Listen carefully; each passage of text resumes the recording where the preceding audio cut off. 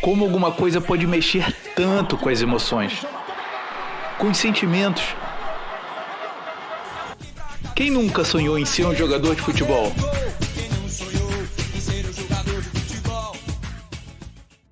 Não importa onde você passou sua infância, seja em uma cidade grande ou em algum lugar do interior, a paixão pelo futebol nos afetou de alguma forma. Além de mexer com nossas emoções, esse jogo nos ensina muitas outras coisas. Trabalhar em equipe é fundamental se você quer vencer. É um jogo onde temos exemplos de respeito, espetáculos de técnica e improviso. E muita superação. Aí é que tá, tem mais uma coisa que dá pra aprender com o futebol e que talvez você nunca parou pra pensar. São as finanças pessoais. Isso mesmo que você ouviu. Quer descobrir como? Fique com a gente, já se inscreva no canal e deixe seu like.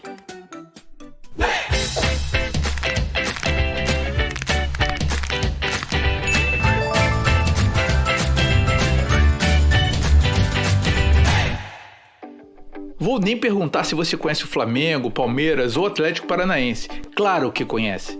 Eles são alguns exemplos de times que estão indo muito bem em termos de organização. Não só dentro de campo, eles também estão dando de goleada na parte financeira. Bom, achamos até que esses resultados são consequências de uma boa organização financeira. Durante alguns anos, eles conseguiram arrecadar mais do que gastaram.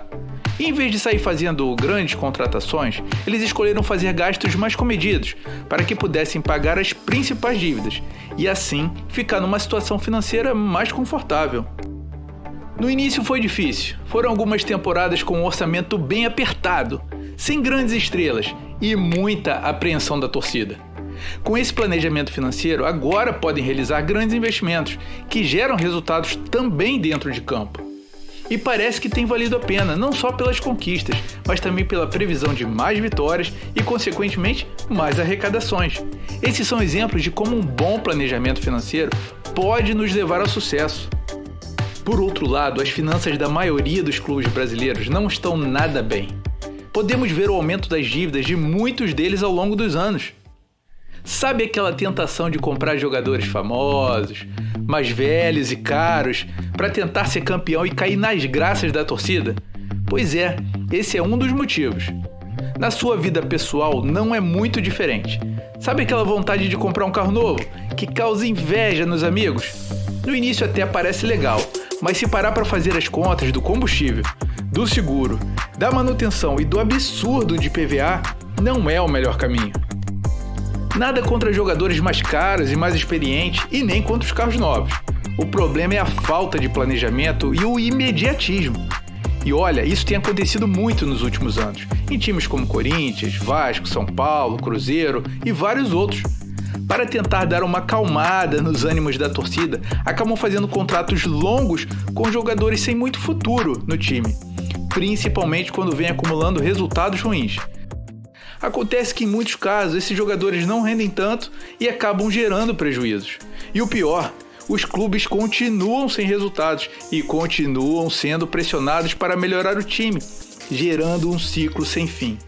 Aí é duro, né? Time jogando mal e cheio de dívida? A vaca já foi pro brejo. E ainda pode piorar. Infelizmente para muitos clubes a conta já não fechava.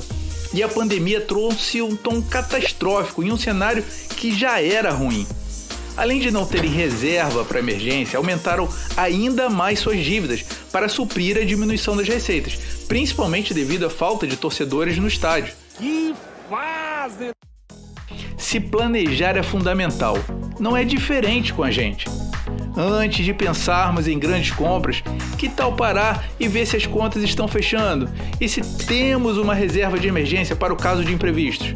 É sempre bom ver se os gastos esporádicos e os recorrentes se encaixam no orçamento, sem gastar por impulso ou por pressão da torcida. Haja coração! Pois é necessário investir, não tem jeito. Boa parte dos investimentos dos clubes brasileiros estão divididos entre divisão de base, compra de jogadores e infraestrutura. Investimento de base é quando se investe no desenvolvimento de jovens promessas. são investimentos de longo prazo, pois alguns jogadores chegam ao clube muito jovens.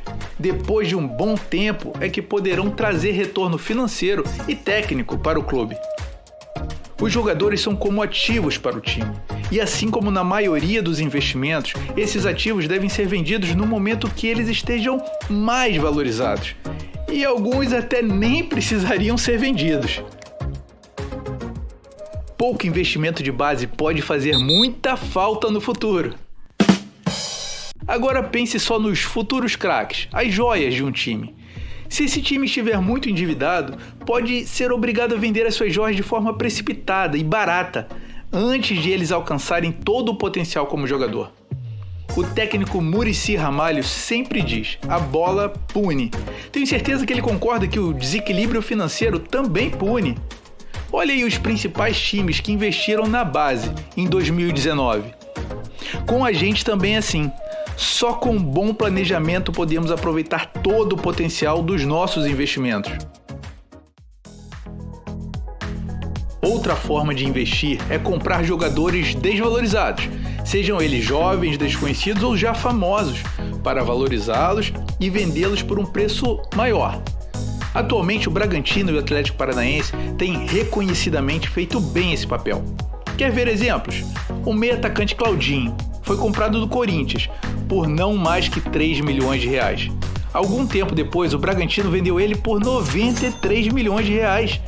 Após receber o jogador Rony quase de graça, o Atlético Paranaense vendeu 50% dos direitos do atacante por 28 milhões de reais. Bons negócios, não? Nesse quesito, olha os times que mais investiram. Com nossos investimentos também é assim. Fica claro que para ter investimentos rentáveis é necessário saber bem em quais ativos estamos investindo. Precisamos conhecer seus riscos e as chances de retorno que cada um deles tem. Já o investimento em infraestrutura é basicamente investimento em estádio. São muito caros. Geralmente, para erguer um estádio é necessário tomar empréstimos de longo prazo ou fazer parcerias. Alguns clubes constroem seus estádios sem devido cuidado e planejamento. Foi o que aconteceu com a Arena do Corinthians. Além de uma dívida de aproximadamente 570 milhões de reais, ainda é preciso lidar com brigas judiciais.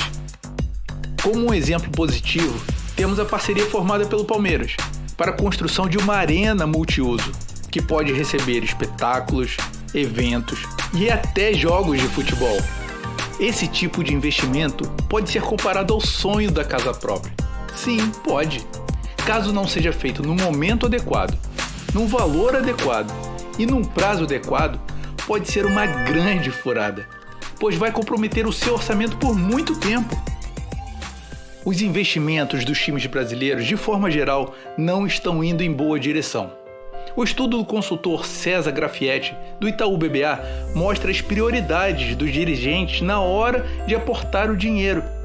A escolha por contratação de jogadores prontos, ou seja, de curto prazo, é evidente, o que não é muito legal.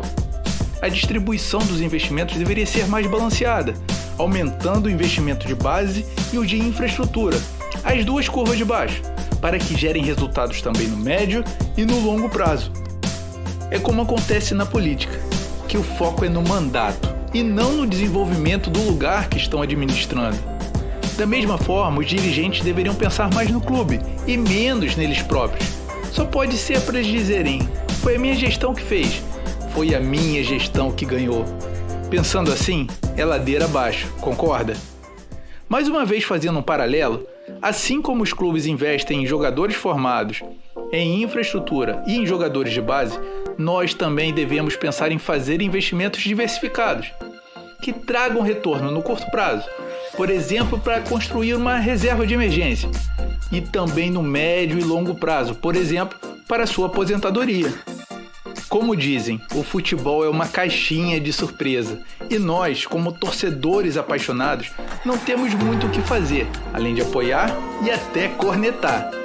Só que com conhecimento, controle e bons investimentos podemos ter uma coisa: o total domínio sobre as nossas finanças pessoais e assim alcançar as nossas metas. Preparado para chutar suas dívidas para longe? Agora presta atenção. atenção, que tiro de canhão eu vou dar, hein? Antes de ir, Espera, um pouquinho, espera. se inscreva rapidinho no nosso canal e deixe seu like. Já visitou o nosso site? Lá tem conteúdos muito úteis para você.